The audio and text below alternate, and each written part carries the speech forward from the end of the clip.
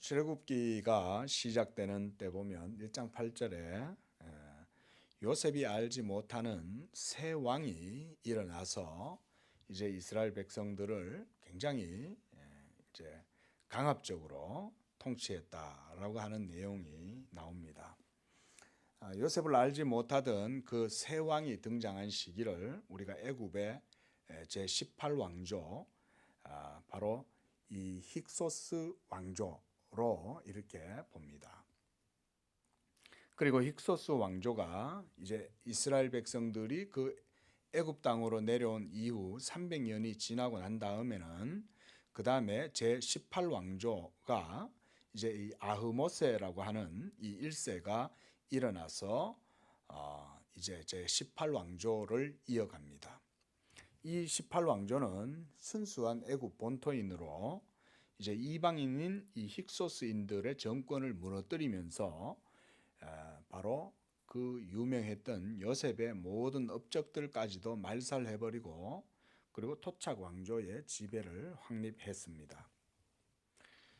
이 제18왕조 바로 이 출애굽기 1장 18절에 나오는 1장 8절에 나오는 요셉을 알지 못하는 이 세 왕은 바로 18왕조 가운데 세 번째 왕인 두투모세 1세입니다. 그리고 이 두투모세 1세가 그때부터 이스라엘 백성들을 아주 강력하게 탄압을 하고 이 이스라엘 백성들의 산하 제한 정책을 벌이다가 결국 히브리 사내들을 나일강에 다 던져라 이런 말살 정책까지도 펴던 인물이었습니다. 바로 여기서 이제 모세가 나일강에서 이제 떠내려가던 그 모세를 이제 그 바로의 딸인 두투모세 1세의 바로 딸 이 하첵수트 이 여왕입니다. 나중에는 이 여왕이 되는데 그녀가 바로 이 모세를 건져서 양자를 삼아서 키웁니다. 이 하첵수트라는 뜻은 여성들 가운데 가장 으뜸인 자라고 하는 그런 의미라고 합니다. 그래서 상당히 이 통치 권력이 대단했던 그런 여인이고, 그래서 이 하첵수트는 두투모스 2세와 결혼을 했지만 두투모스 2세가 이 아이가 없이 요절을 해요. 그러고 나서 두투모스 3세를 양자로 삼아 가지고 이제 어린 나이에 있는 이 두투모세 3세에 대해서 이 하첵수트가 섭정을 하는 거예요. 그렇게 해서 22년 동안 이 하첵수트가 통치를 합니다. 모세가 이스라엘 민족의 출애굽을 위해서 부름받았던 1447년도에 BC 1447년 모세가 이제 80세였습니다. 그리고 주전 1527년에 이렇게 모세가 태어나게 되고, 그렇게 해서 이 하첵수트는 1482년에 모세의 나이 이 45세 때에 그 왕권을 두투모스 3세에게 모두 다 이제 물려주고 물러나게 됩니다. 모세가 40세 때에 자기 백성들을 돌볼 마음이 생겨가지고 나갔다가 이 애굽인을 돌로 쳐 죽여버리잖아요. 그러고 나서 그것이 이제 알려져 가지고 그가 도망을 갔는데, 만약에 이때 모세가 도망을 가지 않고 이 하첵수트 공주 밑에서 있었다면 모세가 두투모세 3세 대신 애굽의 왕이 될 가능성이 상당히 컸습니다. 그런데 하나님은 왕이 되어야 될 시기에 우연한 사건과 이런 걸 통해 가지고 모세로 하여금 살인을 하게 하고, 그렇게 해서 모세가 도망자 신세가 되어서 미디안 광야로 도망가고 거기서 40년 동안 지내게 되는 거예요. 자, 이렇게 두투모스 3세가 모세와는 어느 정도 이제 제가 예전에도 우리가 벌써 이 출애굽 초기에 제가 말씀을 드렸죠. 아마 경쟁 관계였을 것이다. 우리가 쉽게 충분히 우리가 그렇게 생각을 해볼 수 있을 것입니다. 자, 이렇게 하고 나서 모세가 다시 이제 돌아오게 됐을 때 투트모스 3세 이후에는 이제 아멘호텝 2세가 왕의 자리에 앉게 되었습니다. 그게 바로 이 출애굽기에서 10대 재앙을 경험하게 된 그 애굽의 왕이 우리가 오늘 보게 되는 이 성경에 나오는 이 왕 바로가 바로 아멘호텝 2세입니다. 그리고 출애굽할 때 이 아멘호텝의 장자가 죽임을 당하게 되는 거예요. 이제 역사적으로 고각적으로 이제 많이 검증된 내용들입니다. 출애굽한 위치도 이제 어느 정도 이제 많이 밝혀졌고요. 그래서 옛날에 이제 지금에 있는 이집트 지역에 있는 시나이 반도가 아니라 사우디아라비아 지역에 있는 바로 그 미디안 강야와 시내산을 바로 출애굽의 장소로 그렇게 보는 것입니다. 자, 출애굽기는 당연히 우리가 모세가 기록한 것이라고 우리가 알기 때문에 창세기와의 이 연결선상에서 보아야 되는 겁니다. 우리가 창세기를 통해서 보았던 것이 무엇이었습니까? 하나님께서 모든 세계를 창조하신 이후에 인류가 타락하자 하나님의 구원이 이 세상 가운데 이루어지기 위해서 하나님이 아브라함을 부르셨다 그랬습니다. 그렇죠? 그리고 아브라함을 불러서 그에게 언약을 세우시고 아브라함과의 언약을 통해서 하나님이 가나안 땅을 아브라함에게 주시고 그러고 나서 이삭과 야곱이 태어나고 그리고 난 다음에 요셉이 태어나고 그리고 요셉이 애굽에 노예로 팔려가게 되고 그렇게 해서 또 이 애굽에 7년 큰 흉년이 일어나자 이제 야곱과 모든 70인들이 애굽으로 내려가게 되는 이런 것들을 우리가 보면서 출애굽 창세기를 마쳤습니다. 자, 그 과정에서 우리가 보게 된 것은 하나님이 아브라함에게 언약하신 대로 그렇게 일이 되어졌죠. 그렇게 해서 이 야곱의 자손들이 애굽으로 내려가게 돼서 거기서 300년 동안 400년 동안 종살이를 하고 그러고 나서 다시금 돌이키게 되는 것이 이제 출애굽기의 이야기죠. 이 모든 것들은 다 그런 하나님의 언약의 역사와 연속선상에서 우리가 출애굽기를 봐야 되는 것은 그래서 너무나 당연한 것이죠. 자, 이런 하나님의 언약의 역사를 생각할 때 우리가 볼 수 있는 것 가운데 하나는 뭐냐면은 하나님은 정확하게 하나님의 뜻대로 모든 일들을 다 하신다는 거예요. 제가 방금 이제 그 애굽 이집트의 왕조에 대해서 15대부터 18대 왕조 그리고 그 이후에 이제 아멘호텝 2세까지의 이야기들을 나름대로 이렇게 말씀드리는 것은 뭐냐면 우리 인생들은 앞으로 장차 어떻게 이 세상의 일들이 이루어질지에 대해서 아무것도 모른다는 거예요. 요셉의 시대 때만 해도 이스라엘은 평온하게 좋은 땅에서 바로 그 애굽 이집트의 곡창지에서 이 풍요로운 삶을 살았잖아요. 그런데 그 이후에 갑자기 힉속스 왕조가 망하게 되고 이제 그 본토인에 의해 가지고 생겨난 새로운 왕조가 일어나면서 이 왕조에 의해서 이스라엘이 탄압을 받게 될 것에 대해서는 아무도 몰랐던 거예요. 그런데 이미 하나님은 아브라함 때부터 다 알고 계신 거죠. 예? 그리고 창세기 1장 출애굽기 1장 8절에서는 요셉을 알지 못하던 새 왕이 일어나서 요셉의 업적은 물론이고 이스라엘이 누리고 있었던 모든 지위들도 다 박탈해버리는 것입니다. 그렇게 해서 이스라엘을 억압하고 산하 정책을 펼치고 이렇게 탄압을 했던 것이죠. 자, 이런 출애굽의 모든 시작의 역사들도 뭘 보여주냐면 바로 하나님께서 이스라엘 백성, 자기의 언약 백성들을 구원하시는 그런 과정들을 보여주는 거예요. 특히 모세를 보내셔서 애굽왕 바로와 대화를 하게 하고 그 다음에 그 이스라엘 백성들을 다시금 이끌어내서 가나안 땅으로 들어가게 하시는 그 모든 과정들을 보여주는데 바로 이런 것들은 뭐냐면 하나님께서 구원하시는 하나님이라는 사실을 이런 과정들을 통해서 보여주신 거예요. 만약에 모세가 하첵수트의 수양아들이 돼가지고 왕위를 선양받아갖고 왕이 되었다면 어쩌면 이스라엘 백성들은 육체적으로는 굉장히 즐거운 삶을 살았을 수 있어요. 그렇죠? 왜냐하면 이스라엘 사람들의 대표가 애굽의 왕이 되었으니까 이스라엘 사람들은 더 없는 그런 혜택들을 누릴 수가 있었을 거예요.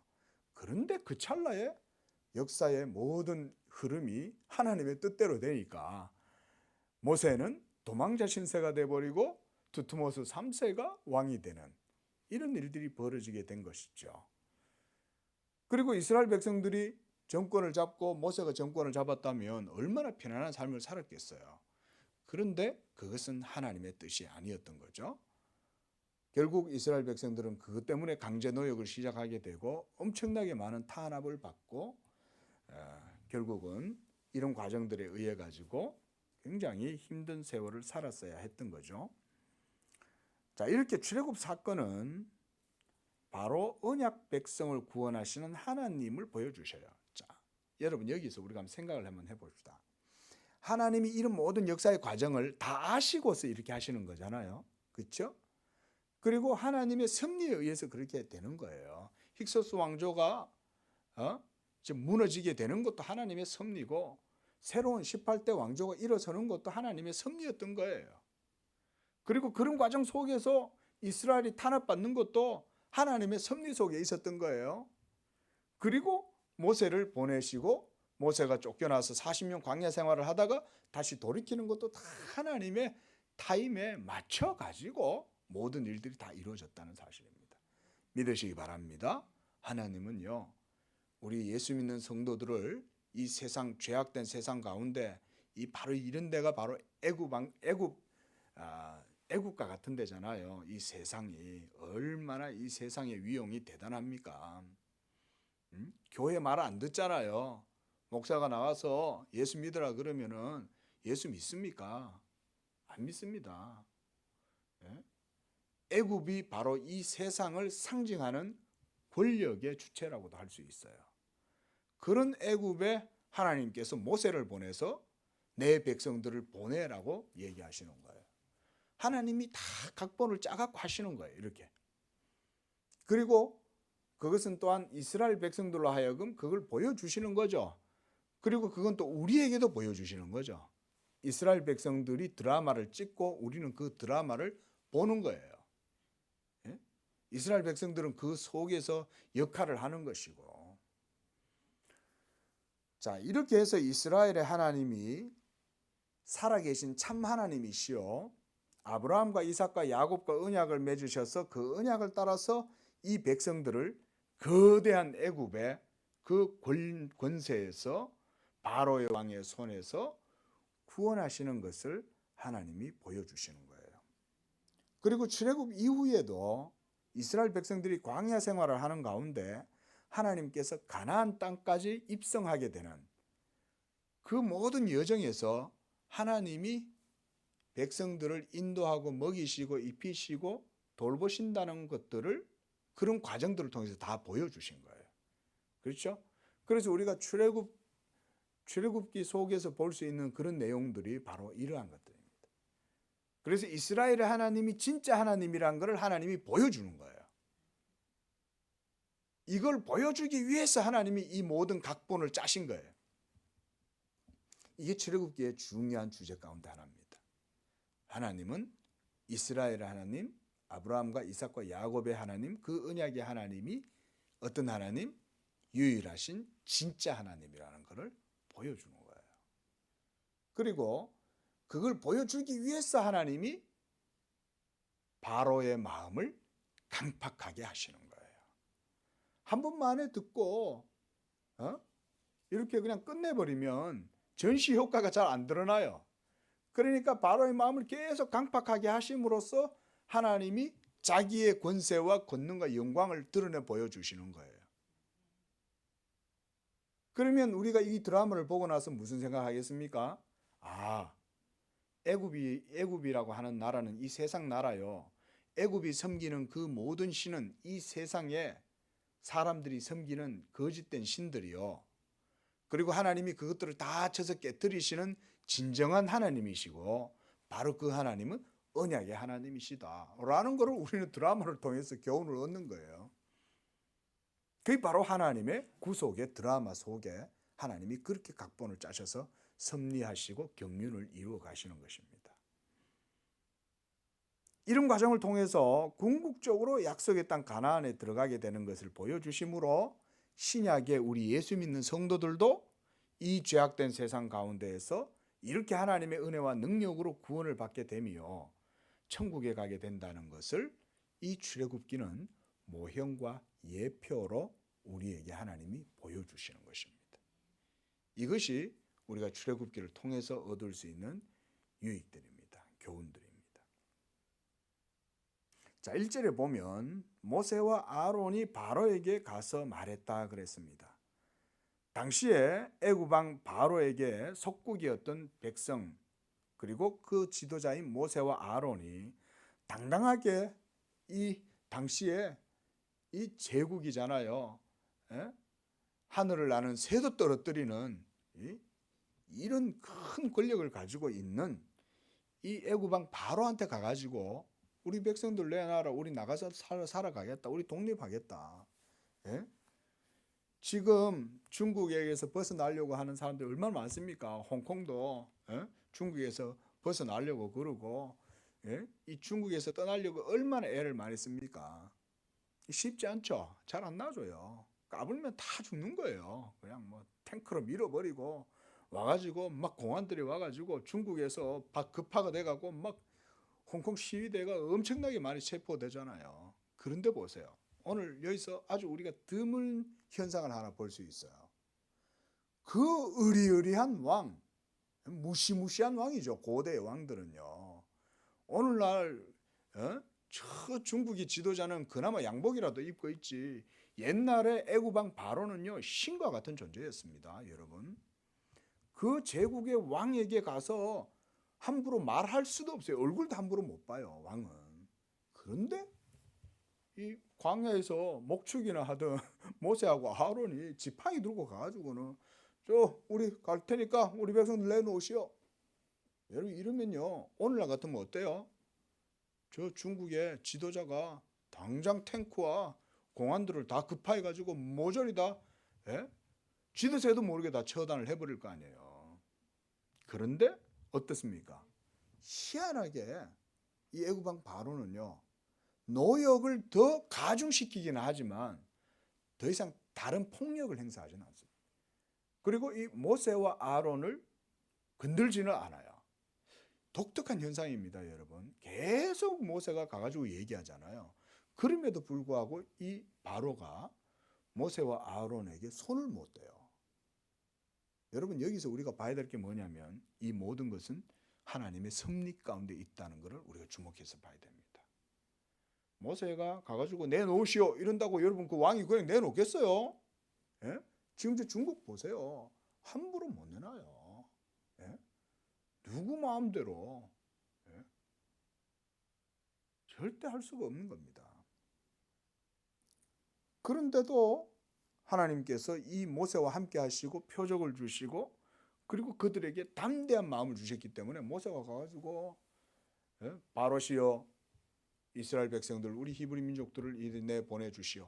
우리가 나가서 하나님을 섬기겠소 라고 얘기하니까 이 바로가 코웃음을 치는 거죠. 자 1절 말씀을 보십시오. 이스라엘의 하나님 여호와께서 이렇게 말씀하시기를 내 백성을 보내라. 그러면 그들이 광야에서 내 앞에 절기를 지킬 것이니라 하셨습니다. 여기서 이스라엘 하나님 여호와라고 하는 이 말은 바로 야곱 족속을 지칭하는 것이죠. 그리고 바로 그 야곱의 하나님이 언약의 하나님이셨잖아요.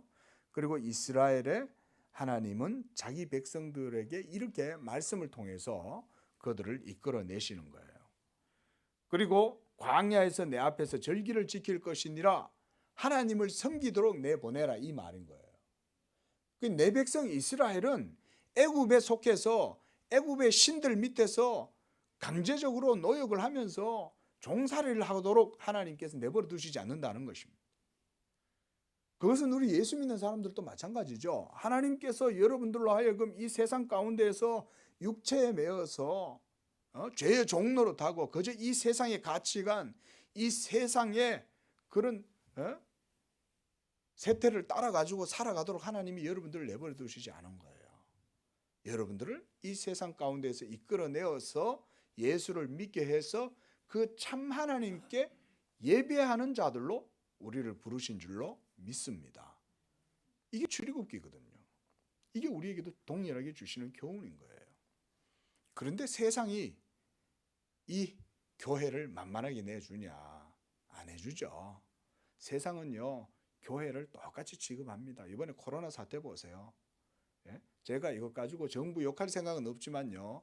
그러나 이 세상 정부는요, 이 하나님을 믿지 않기 때문에 교회를 대하는 태도들이 얼마나 여러분 이번에요 불합리하게 하는지 몰라요. 이런 걸 하나 봤을 때도 이 세상 정부는 교회에 대해서요 하나님에 대해서 신경 안 씁니다. 그저 주어져 있는 그 정도 권한 내에서 자기들이 할 일을 하는 것이지만 하는 거 보세요. 나이트클럽보다 더 취급을 제대로 못 하잖아요. 교회가 그래 따지면 얼마나 세상에 봉사를 많이 해요. 가난한 자들 돌보고 좋은 거는 교회들이 다 하는데 좋은 거는 안 하고 나쁜 것만 다 보여주고 또 이런 일이 있을 때는요 교회는 아예 그냥 찬밥 취급해요. 교회는요. 나가보세요. 뭐 백화점이든 뭐 어디 이런데 시중에도 나가보면은 막 삼삼 뭐 조밀조밀하게 모여가지고 다 하고 있는데 교회만 법을 지키라고 그러는 거예요. 아니 저 큰 거는 다 내버려두고요 조그만한 데 와가지고 다들 그러고 있는 거죠. 얼마나 부당하게 합니까? 교회를. 제가 정부를 욕을 하는 게 아니에요. 뭔 얘기냐면 세상이라고 하는 거는 그렇다는 거예요. 세상은. 하물며 여러분 이 애굽왕 바로를 보세요. 2절에 여호와가 누구이기에 내가 그의 목소리를 듣고 이스라엘을 보내겠느냐. 이 세상의 임금들 더군다나 그 고대의 애굽의 왕이라 그러면요 웃기는 소리인 거예요. 야 내가 섬기는 신이 더 대단하지 너희들 섬기는 신이 뭐 별거야. 너희들 다 우리 종이고 노예인데 너희들의 신들이 있다면 너희를 그럼 우리한테 이끌어내든지 한번 해봐라 이러면서 조롱하면서 그러지 않겠어요? 고대에는 전부 다 여러분 이 신들의 세계였기 때문에 이 신관념이 굉장히 고대인들을 사로잡고 살았습니다. 우리가 고대 신화 같은 거 그렇죠? 로마 신화, 그리스 신화 이런 것들 보면 엄청나게 그런 것들이 많잖아요.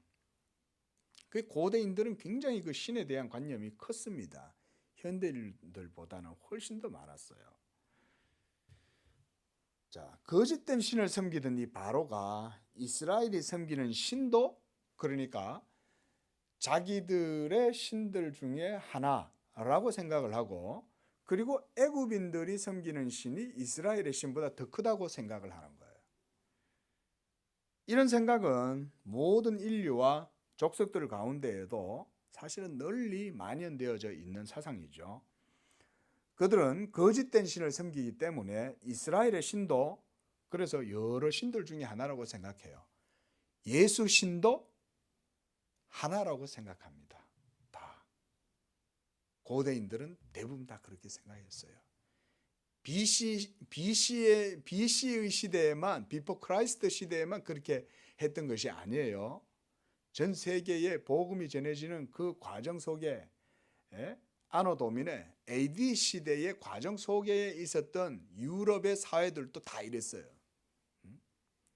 매나 거기에도 라그나로크, 뭐 토르 이러면서 여러분 그 다 신화적인 인물들이고 신들에 대한 얘기들이에요. 그 예수도 그들 중에 한 신이라고 생각한 거예요. 사도 바울이 복음을 전하면서 막 지중해 연안을 샅샅이 복음을 전하면서 다니잖아요. 고린도 지역까지 다니고 그리스, 로마까지 가가지고 막 복음을 전하는데 다 로마의 신들하고 예수하고 다 비슷하게 생각하잖아요. 그런데 이 사도 바울이 예수의 복음을 전하니까 이 거짓된 신들을 섬기던 사람들이 깜짝 놀라는 거예요. 진짜 예수 복음의 능력이 막 나타나니까, 죽은 자가 살아나고 병자가 나왔고 막 이런 역사가 일어나니까 마술이 흥행했던 그 사회에 모든 마술사들이 마술책들을 전부 다 불에 태워버린 거예요. 놀라운 혁명이 일어난 거죠. 이 사도 바울이 전한 복음으로 인해서 예수가 참신이라는 게 증명이 되니까 당시에 만연했던 그런 마술들이 얼마나 고대 세계는 마술들이 흥행했습니까? 그런데 마술사들의 그 모든 가증스러운 책들을 모두 불을 태워버리는데 은이 5만 양이나 된 거예요. 그 마술책이, 여러분 고대의 책 한 권이 가격이 얼마겠어요? 책이 엄청난 가격이잖아요. 그 속에 온갖 마술적인 막 주술적인 책들이 다 그 속에 기록이 되어 있는 거 아니에요. 돼지의 피를 뭐 어디에 받아서 달걀뼈를 갈아서 넣고 거기에다 재를 섞어 가지고 달걀 피를 해가지고 어디에다 바르고 뭐 이런 내용들이 전부 다 그 마술 속에 있고 그러지 않겠어요? 안 봐도 뻔한 거예요. 전부 다 그 잡다한 쓸데없는 얘기들. 근데 그런 것들을 신봉하던 사람들이 예수 신이 참신이라는 걸 아니까 모두 다 모아놓고 불을 태워버린 거예요. 돈으로 해도 아깝잖아요. 은 5만이면 얼마나 비싸겠어요. 산더미같이 책을 쌓아놓고 다 태워버릴 정도로 예수 신이 참신이라는 게 증명이 된 거죠. 이렇게 여러분 애굽 시대 같으면은 더할 나위 없었겠죠. 그렇죠? 얼마나 애굽의 위용이 컸겠어요. 그리고 이 애굽의 왕 바로가 섬기는 신들, 태양신, 나일강신 뭐 이런 것들이 얼마나 많았어요. 바로 이런 점에서 하나님께서 다양한 신들과 유일하신 참 하나님의 구별을 이런 과정을 통해서 보여줘요. 그래서 애굽 왕은 특별히 성경에서 뭐라 그러면 내가 너를 내 영광을 나타내는 그릇으로 택하였다고 말해요. 하나님이 이 애굽 왕 바로를 하나님이 택해서 세웠다 이렇게 말합니다. 어떻게? 하나님의 영광을 나타내기 위해서. 그래서 하나님이 강팍하는 마음을 주는 거예요. 여러분 마음도 사람의 마음도 하나님이 주장하심을 믿으시기 바랍니다. 진짜 하나님은 그렇게 하시는 거예요. 인간에게 자유의지가 어디 있어요, 여러분? 하나님 없이, 하나님을 믿는 생명이 없이는 여러분 자유의지 없습니다. 그거 아셔야 됩니다. 우리가 그래서 전적 타락 교리를 확실히 믿는 거예요. 하나님은 느부갓네살에게 그의 머리에 지혜를 싹 빼가 버리니까 느부갓네살이요 야수처럼 돌변해 갖고 막 갑자기 사람이 왕이 미친 사람처럼 광인이 돼 가지고 들에 가서 막 소처럼 풀을 뜯어먹고 사는 거예요. 왕이. 그러니까 이 왕이 막 광인이 되니까 쫓겨나 가지고는 살다가 어느 날 하나님이 기한이 차니까 이 왕에게 다시 정신이 싹 돌아와요. 하나님이 느부갓네살에게 다시금 정신을 주는 거죠. 그래서 이 느부갓네살이 다시금 왕권이 복권이 돼요. 그리고는 그때서야 비로소 다니엘의 하나님, 이스라엘의 하나님을 찬양합니다. 다니엘의 하나님, 이스라엘의 하나님은 진정한 나라, 진정한 하나님이다. 이렇게 말하잖아요. 자, 3절에 히브리인의 하나님이 우리에게 나타나셨은즉 우리가 강야로 사흘 길쯤 가서 우리 하나님 여호와께 제사를 드리려 하오니 가도록 허락하소서. 여호와께서 전염병이나 칼로 우리를 치실까 두려워하나이다. 자, 이스라엘 백성들의 사명은 뭐냐면 이제 이 애굽 땅에서 나가서 광야로 나가가지고 하나님께 예배하러 나아가야 돼요. 이게 이제 하나님 뜻인 거예요. 그러면 가야 되는 거예요. 그런데 누가 붙잡고 있어요?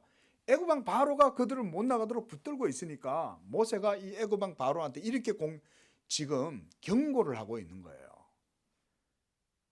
하나님이 우리가 예배하러 나가고 하나님께 제사를 지내지 않으면 하나님이 우리한테조차도 전염병이나 칼로 우리를 치실 수 있습니다. 하물며 당신은 어떻겠습니까? 이렇게 말하는 거예요. 그게 지금 3절의 말이에요. 그러므로 당신은 우리를 보내주셔서 우리로 하여금 나아가서 하나님께 제사를 드리도록 우리를 보내주소서. 모세가요, 하나님 앞에 죽을 뻔했잖아요. 그렇죠? 벌써 한번 모세는 경험했죠. 하나님이 할례 없이 막 하나님의 사명을 행하겠다고 나아가는 모세를 길에서 만나서 죽이려고 하셨잖아요. 하나님이. 그러니까 모세는 하나님이 엄청 두려운 거죠. 그런데 이제는 제사를 지내러 나가야 되는데 이 애굽 왕 바로가 계속 붙들고 있으면 도리어 당신이 붙들고 있기 때문에 우리가 하나님께 전염병과 칼로 죽을 수도 있다. 이렇게 말하는 거죠. 그러면 이것은 애굽 왕 바로에게는 어떻게 되겠어요? 자칫하다 당신은 더 크게 다쳐, 이 얘기인 거죠. 그러나 애굽 왕 바로는요, 이 모세와 아론의 말을 듣고도 그 말을 들어주지 않습니다. 그래서 4절에 도리어 이렇게 말합니다. 너희가 어찌하여 백성의 노역을 쉬게 하려느냐? 가서 노역이나 하라. 이렇게 말하는 거예요. 야, 너 엉뚱한 소리 하지 마라. 뭔 신은 신이야. 신이 진짜 신이 어디 있어? 우리가 섬기는 신도 다 내가 만든 거고 우리가 섬기니까 신인 거지. 이렇게 신에 대해서 전혀 모르는 거죠. 그렇잖아요. 여러분, 우리 사람들이 하나님에 대해서 모르잖아요. 하나님을 두려워하지 모르잖아요. 하루 강아지 범 무서운 줄 모르듯이.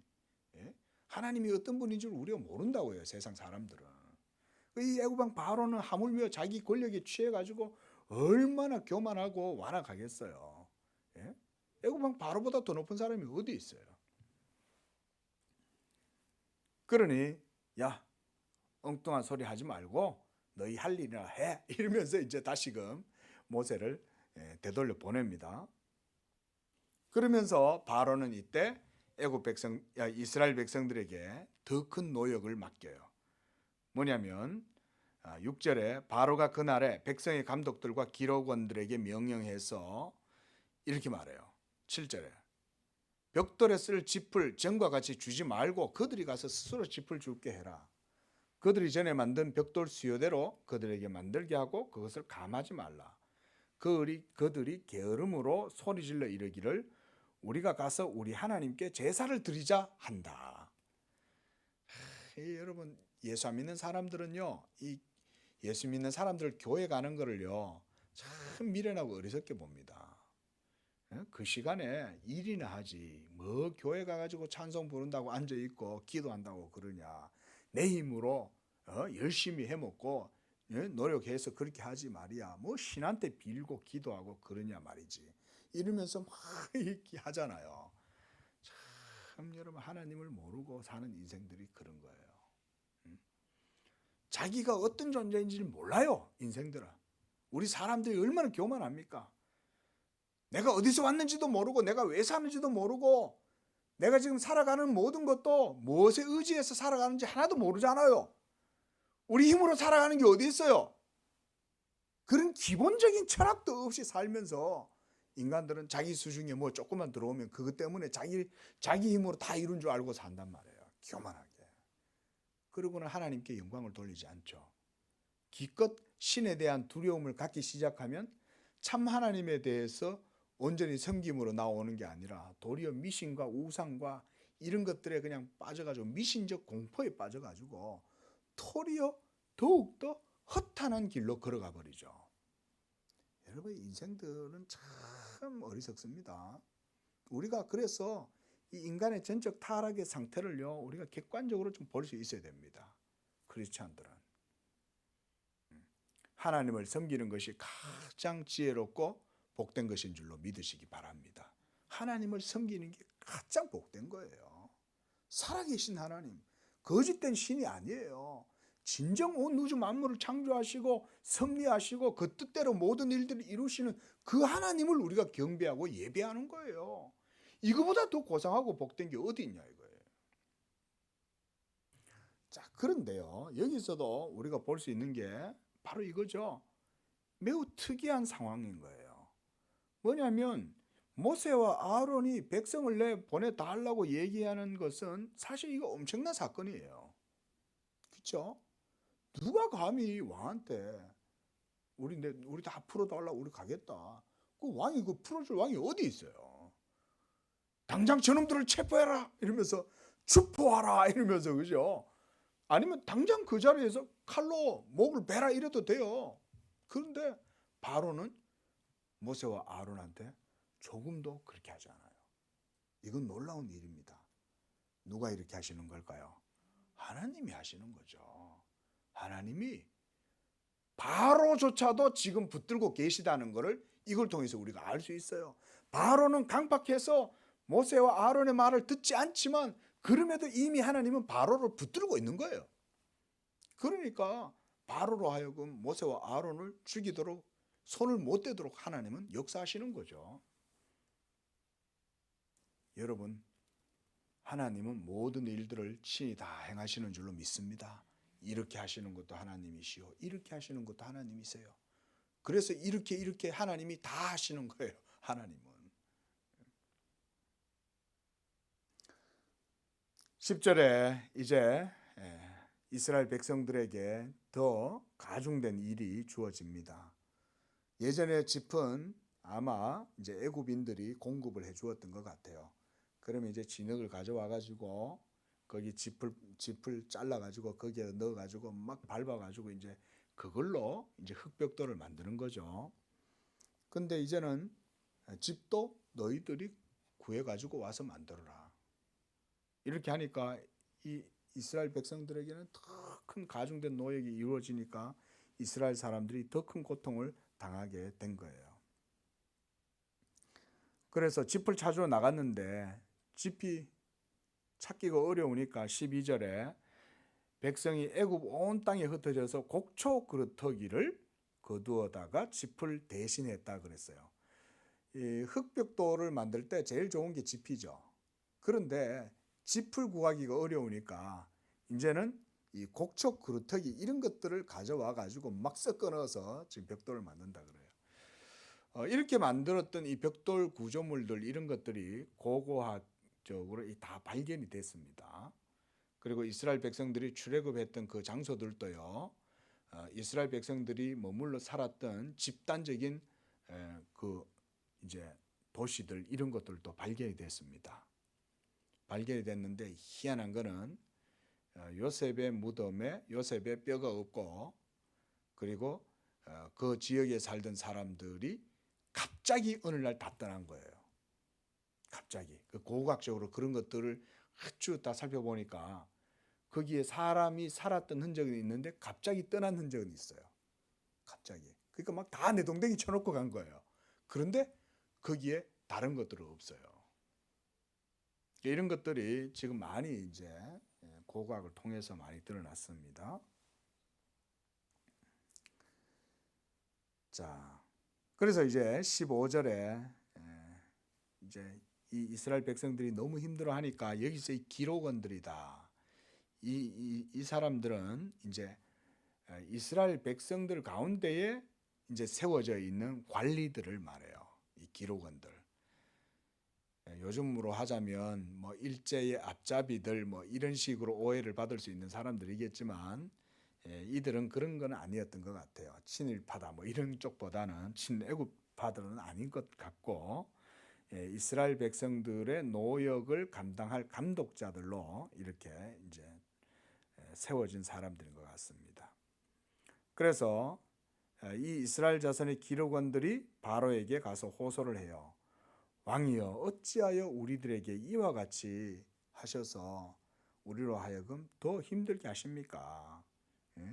당신의 종들에게 짚을 주지 아니하고 벽돌을 만들려고 하니 우리 종들이 매를 맞고 이렇게 합니다. 이게 참 우리가 너무나 힘듭니다. 이렇게 이제 하소연을 한 거죠. 그랬더니 바로가 야, 게으름 피우지 말고 빨리 가서 일이나 해. 이렇게 하는 거예요. 여기서 게으르다 이 얘기는 바로 그런 얘기예요. 너희가 게을러서 일할 생각은 안 하고 뭐 하나님을 섬긴다고? 뭐 여호와께 제사를 지내겠다고? 야, 그런 거 할 시간에 빨리 벽돌이나 더 만들어.